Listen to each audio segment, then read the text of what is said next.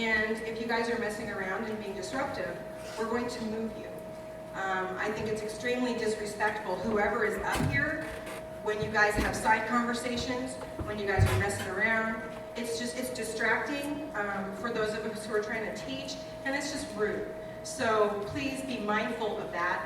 Pay attention. If you don't want to pay attention to what I'm saying, that's fine, but don't be disrespectful of what's going on in front. Kind of like what Jordan said. So like I said, I have talked to leaders, and we will move you guys around if we need to. So last week, I thought that I would be up here with a headset.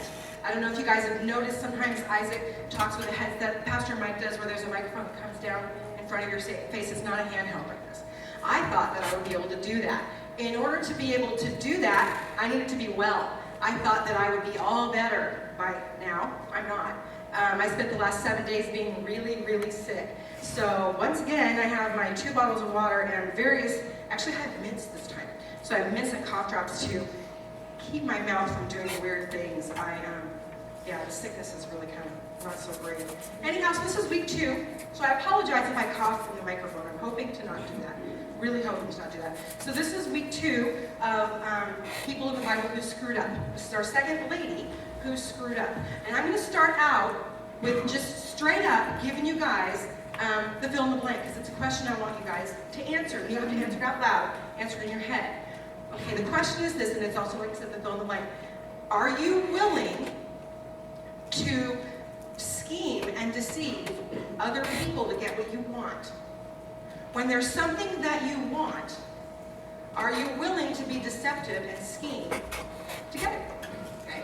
Now, you guys could stare at me and go, well, I don't know what scheme means, so I don't really know what you're asking.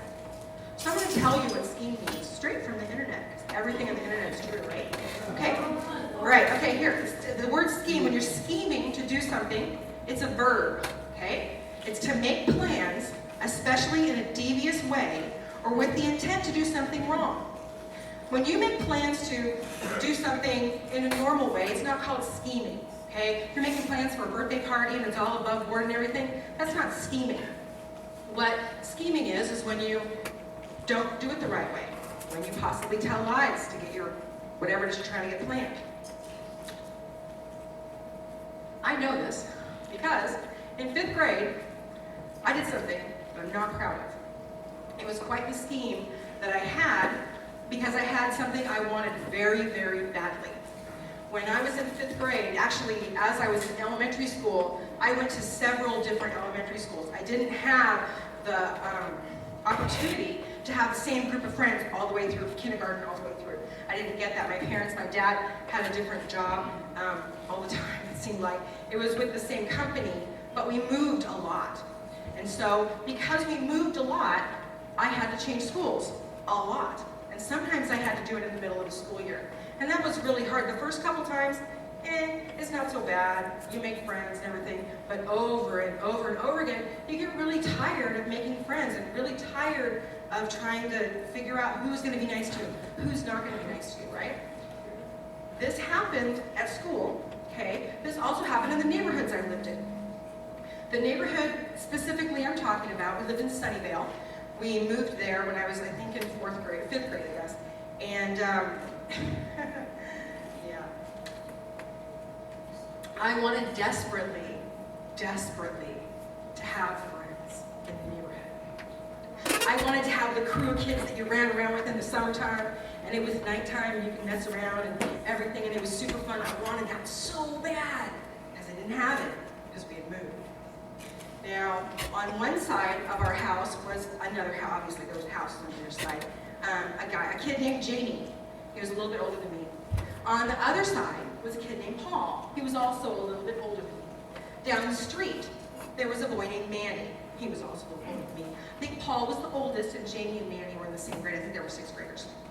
Anyway, I wanted to be part of their crew so bad. Number one, I was a girl, and so that's kind of weird, because they were boys, and they were like super boys, and I was like a super girl, Barbies and all that. But I wanted to be their pals. That's what I wanted. So bad. And so I would go outside and kind of hang out. We'd play like different things with bikes, and we'd make ramps and like ride our bikes over and almost kill ourselves, but we did that. And still I didn't really feel like I fit in. And until one Sunday. It was Memorial Day weekend. I remember that because at that time, the Indianapolis 500 is a race that's on every Memorial Day weekend. It's a car race that's held in Indianapolis, Indiana. My dad loves that race, loves it to this day, right? Back then, this is going to really date me, back then, it was only available to watch in the evening. Because of the way the licensing went with the television stations, you could only watch it at night. But you could listen to it on the radio during the day, as live, as it was going on. So my dad would be like crouched down by the radio and he'd be listening to it. My sister was doing whatever. My little brother was probably eating pens or something because he was small. And I would go outside. I was going outside and play. It was my job to report to the boys what was going on with the race. That was my job, and I took that job very seriously. So I'd go in, I'd ask my dad, okay, what lap are they on? Who's in the lead? Who died? Which is so sad, but that's what I would ask. Was there a crash? You know? And I'd go out and I'd tell the three boys what was going on. Well, that got tiring. They got bored of that. Because, you know, there's only so much you can talk about a car race, right? Then one of them, I think it was Jamie, had the bright idea, to scare my sister. He said, you know, I think we could really scare Jill. I think we could really, really scare her. I'm thinking to myself, this could really go badly for me. Really badly. But I really want them to like me. I want to be their friend. And so I went along with it. Jill happened to come out, or maybe I went and got her. I think I probably went in and got her, brought her outside. And Jamie, it was kind of a tag team thing that they had all figured out. Jamie says, Jill, he bends down, she's a kindergartner, right? So it's down. Jill, did you know it's against the law to not look both ways when you cross the street? Well, she's a kindergartner. She totally bought it. Her eyes were huge. Really? It's against the law? Yeah. And then Paul chimes in, yeah, did you know you might go to jail for that? She's getting more scared. Her eyes are getting bigger. And what does she do? Like any amazingly amazing little sister would do, she turns to her big sister, me, for reassurance. I want friends. I don't care. I don't care what I have to do. I want these boys to like me. So what do? Yeah, you're gonna go to jail. You're gonna stay there forever, and you're not gonna have Christmas, and you're not gonna have your birthday, and I'm gonna get all the presents. Right? How awful was that? But I totally did it. She starts bawling. She runs in the house and hides under the bathroom cabinet. Under the sink in the bathroom, the door's open, there was a sink. She wouldn't come out because she was going to go to jail. Because as I said that, none of us kids knew this was going to happen. As I'm telling her I'm going to take all the presents, and she's going to jail forever, a random police car drives down the street, so she thinks the police is there for her right then. And so, like I said, she tore into the house, and she stayed in the bathroom cabinet. Well, I was so happy that that worked, because the boys thought I was super cool. I was one of their friends. My scheme, my devious plan worked, until my parents came outside. Yeah. So, in my world, when one parent came outside, that was bad. When both parents came outside, oh dude, you were in trouble. When both parents came outside and they call you by all of your names, my maiden name was Barnes, and so Wendy Denise Barnes, and I knew right then, man, I knew I was in for it. So I did get punished. I don't remember what the punishment was, but I'm sure it was, not great. No, it was more than just, don't do that again, I'm sure it was. But anyway, I didn't really get what I wanted. I schemed, but those friends were only friends for an afternoon. It wasn't like they were friends for the rest of my life. So we're going to look at a gal in the Bible tonight. Ironically, or not ironically, I kind of chose this on purpose. She is related to Sarah from last week. Her name is Rebekah, and we're going to talk about what happened in her life before we get to the story part in the Bible. So I'm going to paraphrase some stuff. First, I'm going to pray, and then we're going to dive into her story and what she did wrong and what happened to her. So bow your heads and close your eyes. God, I thank you so much for silencing coughs when they need to be silenced. I thank you so much for that. And I ask that you would speak through me and help the kids to pay attention and learn from my mistakes and from the mistakes of Rebekah, Lord, that it is not okay to scheme to get what you want. I thank you so much for this opportunity that you've given me to teach tonight, and I just ask that you would just fill this room with your presence. In Jesus' name. Okay, so quick backstory. Last week, we had Sarah and we had Abraham, or Sarai and Abram, right, before their names were changed. What didn't happen for them? Baby. What did they want? Baby. A baby. They couldn't, right? She was barren. So, funny thing is, she actually did have a baby a little ways down the road after the whole thing happened with her maidservant, Hagar, like we talked about last week. She did have a baby. She named the baby Isaac, just like Isaac here. Only he'd be a lot older than Isaac here right now, if it was the same guy. But anyway, baby named Isaac. Isaac grows up, right? Like any normal guy. He gets married. He gets married to a gal named Rebekah. Surprisingly, for them, Rebekah is also barren. She can't have kids either, just like her mother-in-law couldn't have kids. And so they pray, and they pray, and they pray, and they pray some more, and she gets pregnant. Not only is she pregnant with one baby, she's pregnant with twins. And so when you're carrying twins, generally you're like carrying twins. They're big, and it's everywhere, and there's babiness everywhere. And it's uncomfortable to carry one. I can't really imagine what it'd be like to carry two. As she's carrying these babies, they're fighting in her. They're moving around and everything, and it's super uncomfortable. And then she has them. She has two, of course, because there's twins. One she names Esau, which I think is a really weird name. Boys, I'm paying attention to what you're doing back there, so please don't do that. So one's named Esau. He is super hairy, like super, super hairy. Now sometimes babies are born with a lot of hair. Josh was born with a ton of hair. Like, I could have braided it. It was a lot of hair. Megan, not so much. Thank you, Josh. And anyway, so he's hairy. He has a lot of hair on his head, and his arms are super hairy too. The second baby is named Jacob, and he's a smooth-skinned child. He doesn't have a lot of hair, okay? Now, the boys grow up. They don't hate each other or anything like that. They're just siblings. I'm sure they have little squabbles here and there like siblings do. But one day, now, let me back up. One thing that you have to understand about the culture that they're in is there's something called a birthright. It's not really in our culture. We really don't have this at all. But back in that time, in their culture, the firstborn child got the birthright. The firstborn male child got the birthright. What that meant is when the father died, that child would get a little bit more of the inheritance. So say they had 10 camels, right? That's all they had, 10 camels. Instead of a 50-50 split, where one child gets 50 and one gets 5 camels and their child gets 5 camels, say Esau would get 6 and Jacob would get 4.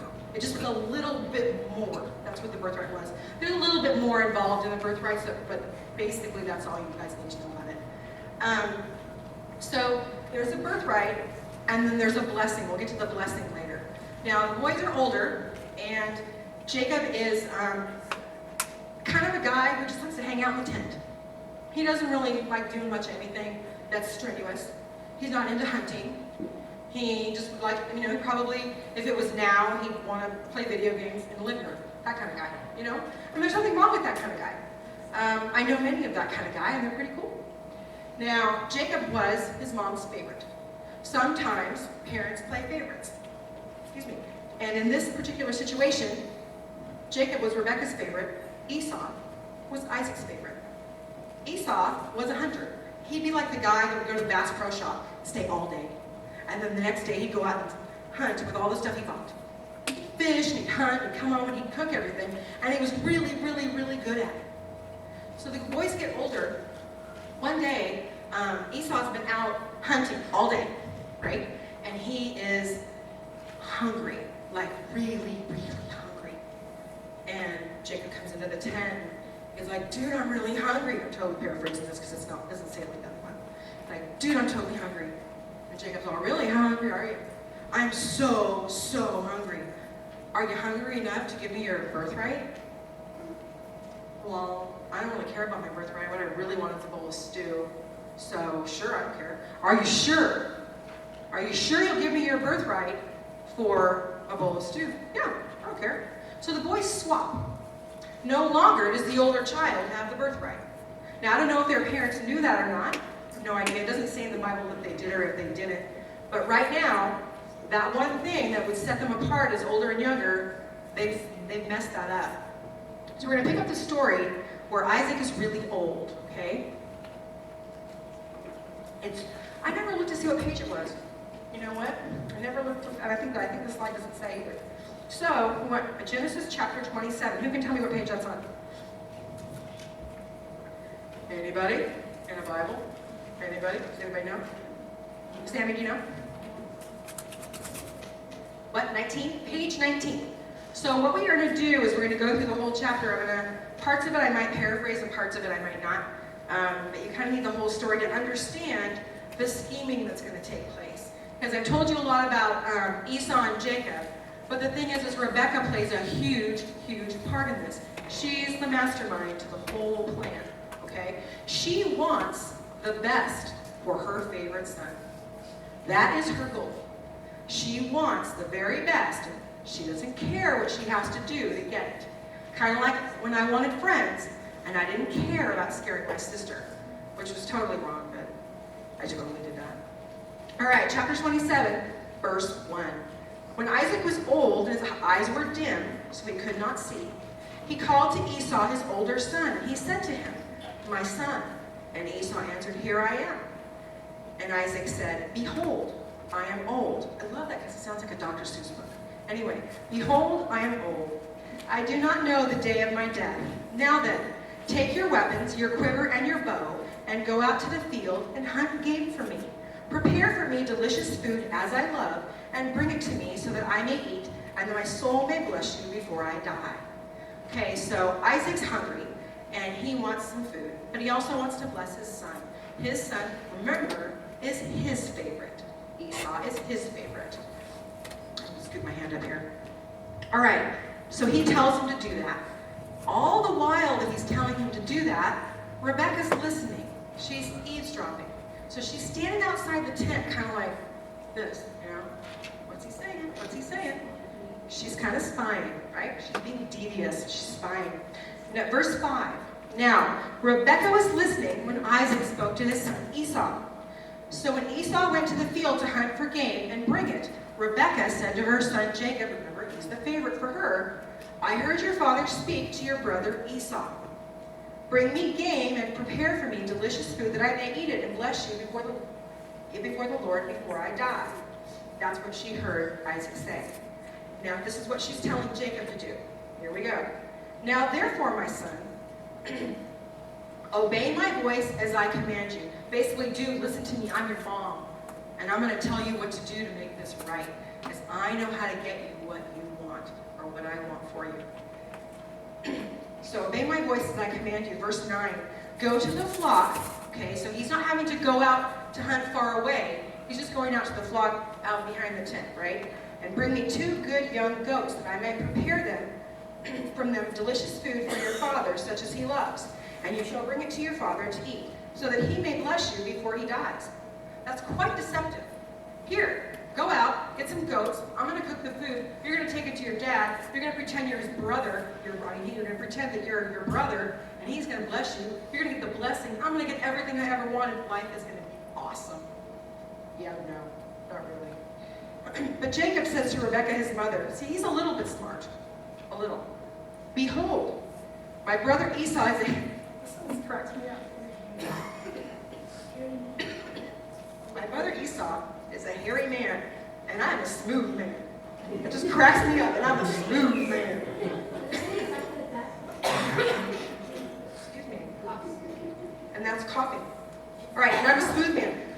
Verse 12. "Perhaps my father will feel me, and I shall seem to be mocking him and bring a curse upon myself and not a blessing." So he's freaking out. He knows he's a smooth man. He knows his brother is hairy. He knows his dad's going to know. Parents know these things, right? Pardon? It actually says it. I'll show it to you afterwards. His mother says to him, "Let your curse be on me, my son. Only obey my voice and go bring them to me. Go get me the goats so I can cook." So he went, excuse me. So he went And he took them and brought them to his mother, and his mother prepared delicious food such as his father loved. And she went further. She must have been doing Esau's laundry.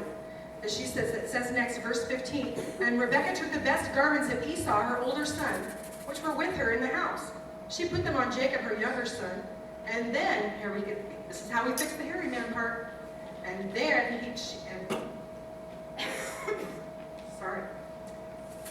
and the skins of the young goats he puts on him. So she put on his hands and on the smooth part of his neck.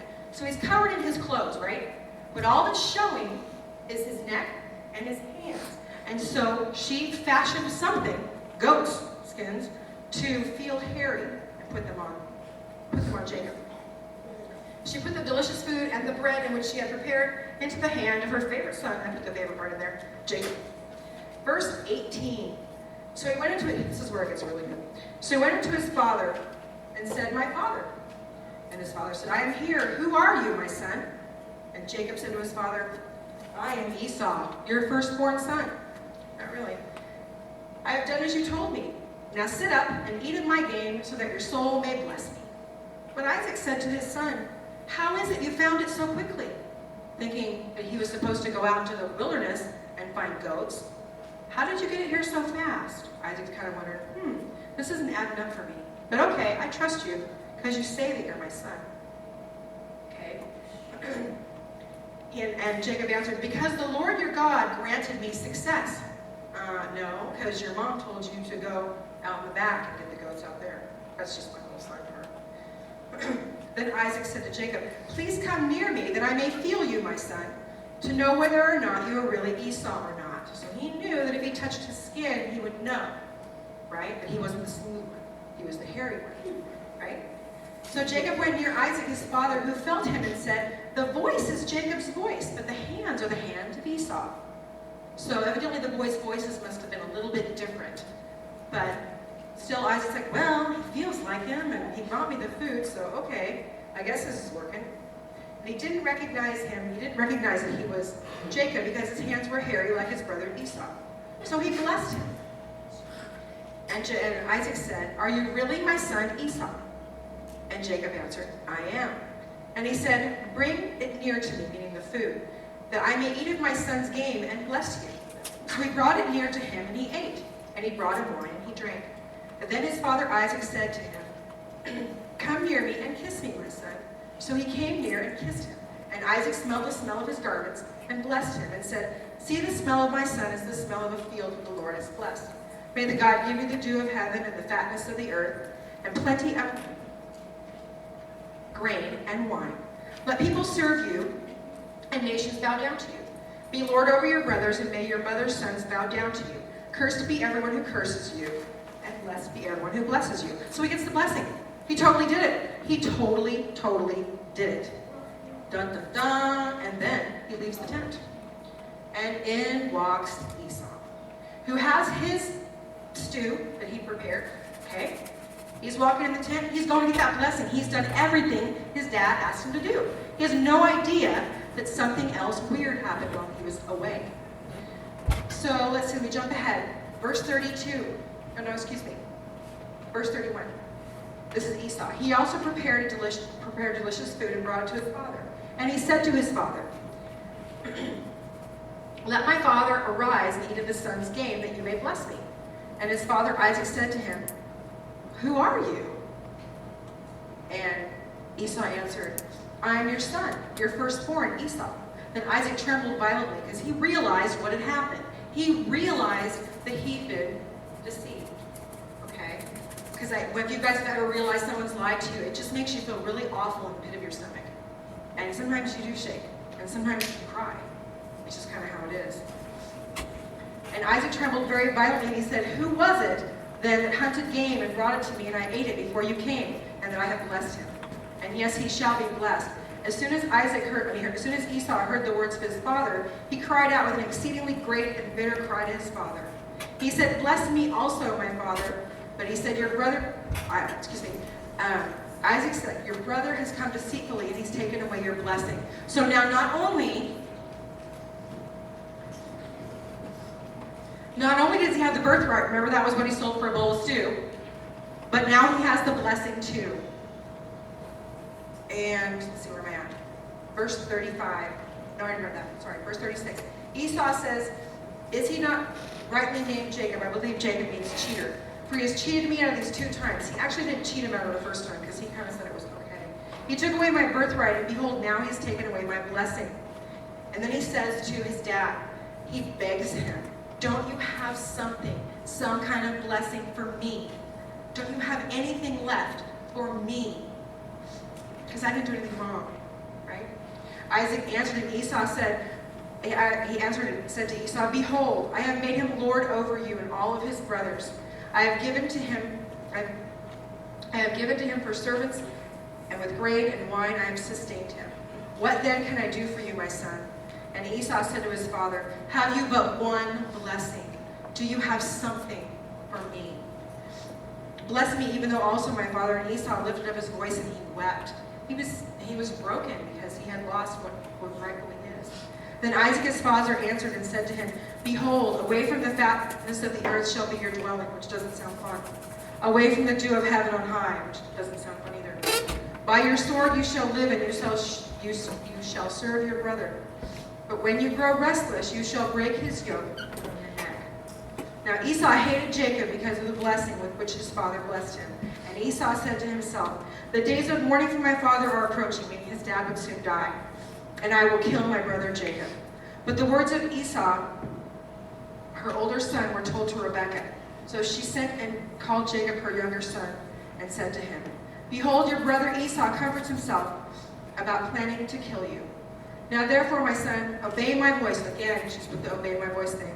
Arise, flee to Laban my brother in Haran, and stay with him until your brother's fury turns away, until your brother's anger turns away from you, and he forgets what you've done to him. All right. So he steals the blessing.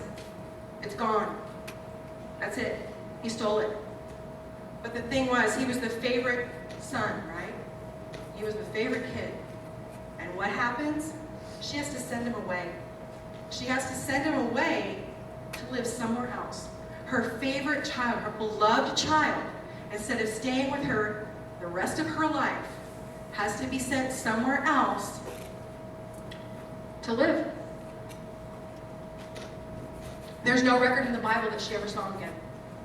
It doesn't say, oh yeah, and then he came back, and it was all great. It doesn't say that. So she schemed and she plotted and she was devious because she wanted something so badly. She wanted that blessing for her son. She thought that was the most important thing for him, and she wanted it. Now, here's the thing. I wanted those kids to like me enough to scare my sister. Scare her pretty bad. And that was a horrible thing to do. I would ask you guys something. Well, I guess I would ask you, I would tell you first, helping someone to plot, to carry out any kind of devious scheme to benefit, to get what you want, is not the right thing to do. It's not okay. Sometimes in the moment we think that it's okay. Sometimes in the moment we think, well, I'm going to get what I want, and so it's not going to be so bad. It is still bad. And then also the size of the deception, it doesn't matter. You can do something really, really awful. You can do something that's really big, like really, really big, or you can do something stupid like I did. Tell my sister she was going to be sent to jail, right? It doesn't really matter. This week, the thought for the week, this week I want you guys to think about something. I want you guys to think about, to make the decision to not scheme to get what you want. Because there's a better way to do that. If I had thought about what I was doing when I was in 5th grade, I should have gone to my parents and said, I don't have any friends, and I don't know what to do about that. And I'm lonely, and I don't know what to do about that. They would have helped me. I know they would have. If you guys have situations where you are like that, where maybe there's something that you want really badly, talk to your parents, talk to a leader, talk to grandparents, okay? Say there's a video game you really, really want, okay? Really, really bad. And you know where to steal it. And it's not that hard. And you don't think anybody will catch you. That's just the thing with deception. You always think no one will catch you. But here's the thing, if you go to a parent or you go to, like I said, a leader, and you say, hey, I really want this video game really bad. Is there any way, do you know anything that I can do? There are enough people in this world who are willing to have people help them and pay them a little bit of money. I don't mean pay for the whole video game. I mean, you're going to have to do a lot of work. $1 here, $1 there, $5 here, $5 there. Don't scheme to get something that you want, because it isn't worth it in the end. Band can come up, and you're laughing back there. You guys pray with me. God, I thank you so much for only coughing a couple times, and all that goes along with being sick. I thank you for this opportunity. Like I said, I ask that you would put on the students' hearts to not take the easy way to scheme to get things that they want, or to go the higher road, to go the harder road, and do it the right way. I thank you so much for all that you do for all of us. In Jesus' name, amen. Now I want to remind you guys that there's prayer cards and Q&A cards over